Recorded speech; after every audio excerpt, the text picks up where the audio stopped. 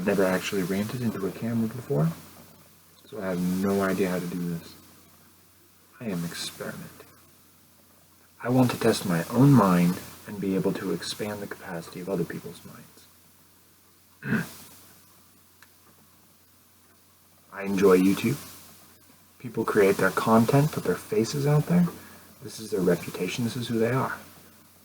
But I've never put any videos out myself. I would like to do it more, but I have no idea what I'm getting myself into at this point. My end goal is world peace. It might be a pipe dream, but I believe that it is indeed attainable in our lifetime. You're talking within the next dozen or so years, it's possible. Sure, there's going to be assholes, people causing conflict for no reason, but that's going to happen. You're going to have people who decide to go against everybody else just because that's what they do. Not everybody realizes that we are all equals by proxy. We're human. We're born on this planet. Beyond that, there should be no discrimination between us. And even when we start to move out into the universe as a species, we will begin to realize that it's not just humanity, but all sentient life in the universe that has these basic rights that are equal among all sentient life, period. We are endowed with this since the beginning. When it all began, we were all given this freedom. This irrefutable right to exist. To do what you will, but harm no other. Take no shit, but do no harm. That is the fundamental equilibrium that everybody should stand on. Being that we're all individuals, we are all going to have our own opinions, we're going to have our own viewpoints. This is entirely acceptable. We are, however, different. Whatever position you stand on an issue may not be the same position that someone else takes on the same issue. It doesn't matter what it is. I like blue, you like red. Should I hate you for it? No. Okay? I like both colors, actually, but that was an example. When people subjugate against each other on meritless claims such as these, why should we, as a people, decide to react to that in a way that does more harm to us than it does showing them where they're wrong? If a person hates red lovers, them darn red lovers, yeah, them darn red lovers, and they just want to get them. They want to get them red lovers because they love red. It's their favorite color. So these guys just hate them. Maybe they're trying to recruit green lovers. Those green lovers got to go up against them red lovers because people is colorblind sometimes. You got to let them know it's green. This is bullshit. This is a load of crap, literally heaped into your head through media, social and otherwise, that will bury your ability to make your own decisions underneath layers and layers of cognitive bias. What you don't realize is that these people are literally shaping your mind. They are taking control of the fundamental thing that makes you you. Why do you choose to allow that? And that's where the problem lies. Is that people don't realize the power that we all have. All of us. Especially in a technological age wherein we're all able to communicate equally, albeit to varying degrees.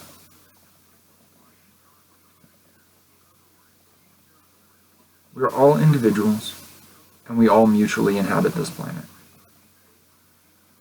Working together as a team, we will be more successful than if we fight amongst ourselves to suit the people who already teamed up. Okay? These guys teamed up generations ago and have been raising their children to team up against us, using the resources that they have spent thousands of years putting together. They have built their empire for thousands of years to subjugate and divide us amongst ourselves. We are their subjects. What we need to do is create a team of people, all of us. We are all included in this team. It's called humanity. Ironically, they're a part of it, but they're not a part that is any longer necessary to the development of the species at all. We don't need these guys. They are stopping us from being able to evolve intellectually. They're poisoning us to stop us from evolving physically.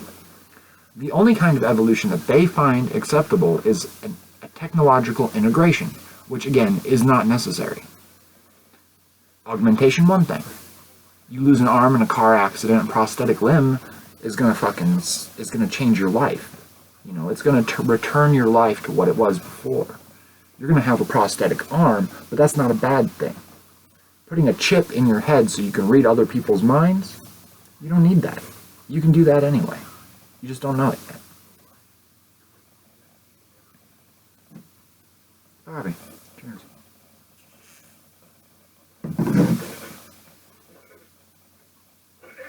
What it comes down to is a person's ability to recognize their natural gifts and realize that we don't need to be augmented technologically. That is not our next step of evolution. Our next step of evolution is figuring out the limitations of our biological, and then intentionally training ourselves to exceed those limitations. And through generations, it will take generations for our DNA to adapt to the advanced state of our lifestyle. If we all become more intelligent, more spiritual, more loving, then we would inherently become a wealthier planet. We would work together more for things such as going into the solar system as a population, rather than eradicating 2/3 of us. The original plan of the Guidestones was specifically to take humanity off-world. The original plan was to allow humanity to build up to a point where it could then repopulate the planet after a certain portion of the population volunteered to move off-world. Not by force, by choice. Once we had evolved to the point where we were psychologically and spiritually capable of making such a journey, such as generations in space. Artificial gravity, a long vessel, it's hollow down the middle, and you can have all the gravity you want, just give it a spin. You ever been on the Gravitron? That theme park? Same concept, put it in fucking orbit. It's not hard, we have the technology. And humanity as a whole, combining its resources, would be able to achieve this in no time. I really don't care if you think this is a pipe dream. The real question is if you had these resources, would you do it? I know that if I had these resources, I would be wanting to help humanity evolve naturally with the assistance of technology. Our next evolution is intellectual. We will evolve intellectually and spiritually. This is coming. But we are also facing the possibility of complete spiritual eradication. Unfortunately. A computer doesn't have a soul like we do. It can't feel. A computer's not programmed with emotions. And if it were, would you want it to be programmed with a complete array of human emotions without the wisdom to spiritually handle such emotions? Does that seem intelligent to you? I don't think that's a good idea. Until we can reasonably transfer a soul into some kind of data storage device reliably without damaging the entity, or making it go crazy pulling a lawnmower man. Until that point, we have no reason to integrate with our technology in that way. Prosthetic limbs are a hell of a thing. Prosthetic organs, more power to you. But just lopping off pieces of yourself for the sole intention of giving yourself a radio in your ear or something is not intelligent. It is not beneficial to yourself, for one. I'm not a judge of body modifications. Most of my friends have pierced ears. Pierced ears, tattoos, you name it. But they're not going to put an iPhone inside their head. You really think that having Facebook notifications inside your skull sounds like fun? Learn what you can do without technology inside you before you try to do that. You are a perfectly capable entity who is able to both articulate and express yourself in ways that are completely nonverbal. Psychology and neuroscience has proven this. These nonverbal communication methods can go beyond body language or verbal expression. It could be a type of telepathic link, almost a radio. Your brain is a transmitter-receiver, and that's what it does. Your nervous system is an antenna that takes that signal to the rest of your body. It controls your heartbeat, your breathing, your senses. This is biological. These biological facts give us an interesting array of abilities. When you consider that a transmitter-receiver is able to transmit if you're on the right frequency, you can hear what someone else may be saying. If you and a friend think of the color blue, for instance, and channel the color blue back and forth like a mirror pointing into itself, the energy of that alone will give you both a headache. If you concentrate a color and an intention on a person, such as green, you can heal them. You can stop a person from getting sick. You can give a person higher energy by using yellow. You can bring wealth with green as well. And that is using your transmitter receiver to transmit a frequency, a specific frequency, into the other receiver. Our brains also are computers. They store information every second of our lives. Every hundredth of a second, every millisecond of our lives is processed by our brain. Now, this in and of itself allows data to be stored. So, when you focus an intention on a specific frequency into a certain receiver, that receiver, in this case being a biological radio computer, a bio-radio computer, you are then reprogramming that transmitter, which will then continue to carry that signal. You can create waves in consciousness in this way. And this is just scratching the surface. This is the top of the water. This isn't even the tip of the iceberg. More than one person at a time can do incredible things. Our ability to recognize and understand these signals in the unconscious mind goes beyond anything that we are aware of, typically, consciously.